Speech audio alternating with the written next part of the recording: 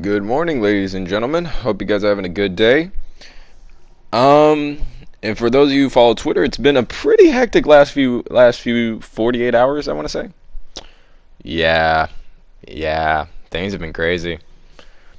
So for anybody who has kept up with Twitter in the last few days, or Keemstar, or TJV, Vanoss, anybody would can see what happened with Ohmwrecker Keemstar. I just want to share my thoughts and opinions on it because I don't have much. I have a bit to say, not too much. Probably gonna break this up a little bit because I kind of just want to get my immediate thoughts out the way, then talk about some more in-depth stuff later. So let's start with the obvious thing. I'm gonna start with when it started. Um, when how do I start this? Oh yeah, when Delirious started talking, let me look at the tweets real fast so I can go all the way back up to Delirious.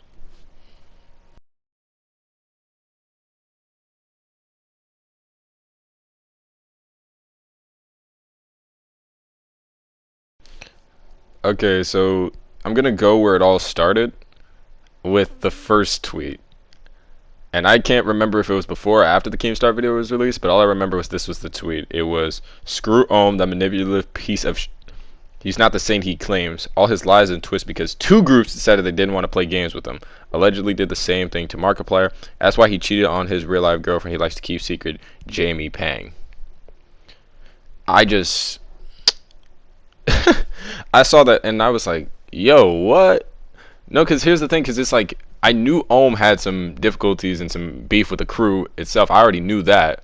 I think a lot of people knew that, but which is why he hasn't played with them. And I noticed he hasn't played with Delirious in months. I was like, did he go off the branch and do his own thing? I hope everything's okay. And it's like, you would think so, like, because it's like they're not really, Delirious isn't known for really having much. Delirious's group is not known for having much drama and all this stuff. And you would, it came as a surprise to, I think, a lot of people because they're not used to seeing Delirious just go at somebody on Twitter like that. And it honestly surprised, I think, a lot of us, which is why a lot of people made a big deal about it. Then you see him replying to Wildcat, like, about a fan saying why he deleted all tweets. And Wildcat makes a good point. You don't want to, like, sometimes you say dumb stuff, but a lot of people take it out of context and try to get you in trouble, which is what a lot of people do to cancel nowadays in 2021, which is a problem I don't like. I hate people being canceled for saying something stupid rather than having done something stupid. Like, if you say something like, "Oh, bro, that's gay," or and you get canceled because of that, that's not worth getting canceled over. If you say something like that playing a game, but if you like say, I don't know, the N word to a black person and say it's a prank, and it's clearly not a prank, like, that's something worth getting canceled over, or at least getting reprimanded over. This is, even though it's a free country, you don't get to do whatever and say whatever you want. It's still a lot of stuff you got to watch out for. But besides that, I'm gonna go back to the tweets.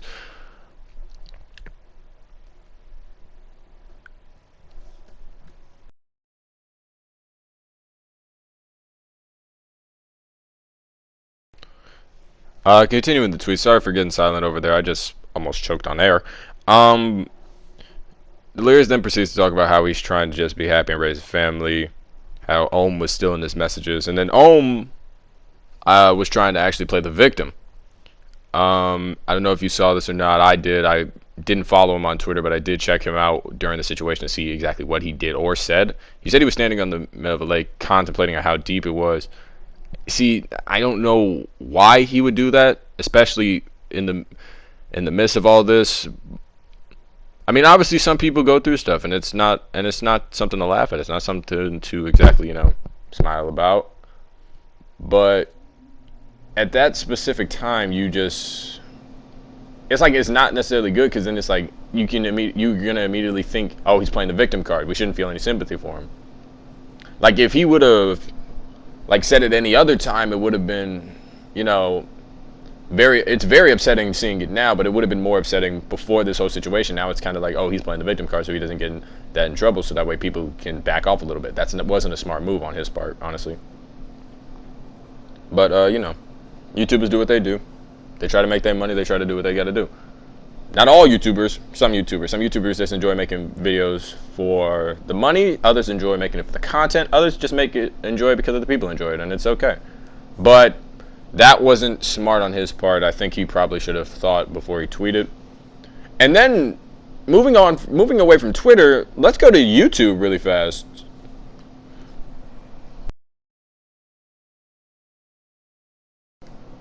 Now, I was subscribed to Keem or Drama Alert. I was also subscribed to Ohm. I'm currently not. You want to know why? Because of all this. And I want to start with Keem first, because he did, you know, start, I guess in a way he did kind of start all this when he decided to, honestly, seeing him right now, he's been taking sides. He's been taking Ohm's side, Mini side, all those sides, and it's kind of ridiculous seeing that. It's just weird, you know. When he made he probably interviewed the worst person, because you knew they were all having beef with each other, or at least almost having beef with the group. So it's like it was probably a bad idea to, you know, interview him of all people. But I feel like he knew what he was doing, and then don't forget he was dropping clickbait title after clickbait title. Every time you put Vanoss or the Vanoss crew, you already know you're going to get a bunch of views, because like they're a very big group. They're a very popular group. You put Vanoss in the title, you're going to get some views. It's not impossible. Which is why I don't feel like I'm going to put his title in the video, or Vanoss crew in the video. Because that's not who I'm technically talking about them, but the more important to talk about is Ohm, because he kind of started all this. He did all this. I'm not going to shy away from that. So going to the video, when I watched that video and was watching the, I was hearing about him, sorry, it's slipping the tongue. When I was watching the interview with Keem and Ohm, I saw that he was just saying a bunch of nonsense, honestly. It was kind of ridiculous. Like, remember, he did claim that they were apparently in a circle of friends who would share nudes. And it was like a tweet from like years ago. I had to look at it. But you know, it's just weird. And it's hard to do this without screenshots. I'm sorry guys, I'm just not good at editing, so I can't really exactly provide the screenshots. Just look on Twitter, you'll find it. Look at TJV, you'll find him. I'll put his video in the link below, because you know, or his channel in the link below, because he's the guy who's actually talked more on this, at least from like a normal person standpoint, because I am in his server. It does help a lot knowing like there are people who generally talk about this, so it helps a little bit.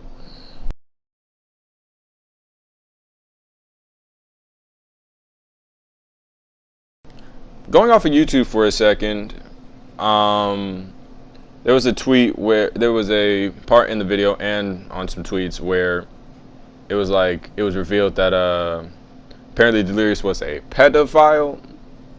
I don't know if you can tell, but I'm using air quotes here. According to Ohm, because it's like he talked to a underage girl, and the reason he talked to her is because she was sent over, like, not about a decade ago, by, I think, was it Marcel? I think Marcel. Now Marcel did apologize for this, according into like a document Delirious sent, which should be somewhere on the twit and like his recent feed. So it helps a little bit to know, like, he put the document, Marcel did apologize, he came out and said it, and I can respect him for that. You know, it was a pretty bad thing to do. He's your friend, you shouldn't do that. But you got to give respect to where respect is due. He did tell the truth publicly. Said it was him. He said it was a bad thing to do. He said he'll play the bad guy. And honestly, it's a bigger thing than you think, because it's like he's at least trying to take responsibility for a bad call he made. And like, considering that they're still friends, even though it was a very bad thing to do, I mean, that kind of speaks a little volume. I mean, like, I'm just a regular person. I'm not in inner turmoil with anybody. So I'm just speaking on what I think about this situation. So that's like this video, this is where like the title comes in, like my thoughts on the Ohmwrecker versus my thoughts on the Ohmwrecker situation, which is what I'm just going to title this video. I'm not even going to try to do any clickbait. I'm not going to put Vanoss on the title. I'm not going to put Marcel, TJV, Keemstar, anybody. Well, probably Keemstar. I don't know. We'll see. But those are my initial thoughts. It's just been a crazy few days seeing that a group you knew back in the early 2000s, since at least 2000 decades. It's hard to see a group like that just suddenly fall apart like the way that they did. Like man, they used to be the tightest group on YouTube. And for those who are still in that group, it's still a pretty awesome group in my opinion. Getting older, it's still fun to watch. But, you know, those are just my honest opinions. I want to know what a few of you guys think in the comments down below. I don't know if this video is actually going to gain any traction, whether or not I put, depending on how I title this video, I guess. I don't know. But we'll see. I just wanted to share my opinions on this, how I think. Pretty mean. That was a pretty bad move. Keemstar, really bad move on your part. I'm just saying it was bad on Ohm to do all this, is try to, I guess, expose the crew in a way. It's just weird seeing old friends go against each other in the manner that they did. I'm sorry if my voice is a little bassed. I kind of upped the audio for this. But yeah, Keem, not a smart move on your part. Put at least clickbaiting a video when you barely even talked about Vanoss. Ohm's not going to lose his platform over this, but there's probably going to be a very big dip in views and subs. Dare I say? Like, I don't know. Some people probably are on his side 100%. I'm not on his side at all. I really didn't like him after his whole dramatics with the crew. I don't know. Like, I missed Ohm at first, but then it's like after a while, you know, it starts numbing because it's like they kept up with the comedy even without him. So it's like, you know, it's hard. But I guess we'll see the updates on the situation. I'll probably post another video like this. The only reason I did this is because I just wanted to get this out there. Like, I didn't really care whether this video got views or not. I just want to share my opinion. Whether it just be my friends watch this or a bunch of people watch this, I really don't care. I just want to be honest, like, and just share my own thoughts.